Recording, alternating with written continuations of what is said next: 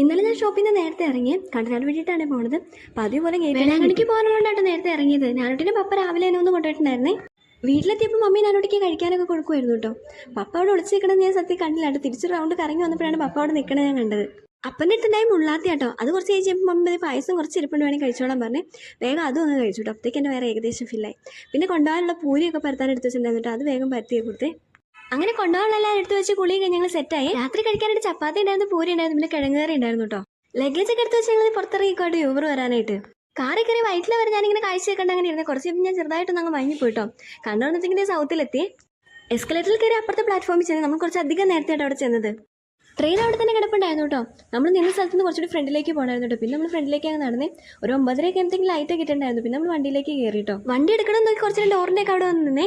ഞാനൊട്ട് വീട്ടിൽ നിന്ന് പറഞ്ഞിട്ടാട്ടോ പോകുന്നത് ഞാൻ അപ്പർ ബർത്തിലേക്ക് കിടക്കുള്ളൂ. ട്രെയിൻ എടുത്തത് ഓടി വന്ന ആളെ അപ്പർ ബർത്തിൽ കയറിട്ടോ. ഞാൻ നാട്ടിൽ കൂടെ ഒരുമിച്ചായിട്ടോ കിടന്നത്. കിടന്ന പാടെ ഞങ്ങൾ രണ്ടുപേരും ഉറങ്ങിപ്പോയേ. അപ്പോൾ ബാക്കി വിശേഷങ്ങളൊക്കെ അടുത്ത വീഡിയോ കാണാം. ടാറ്റാ.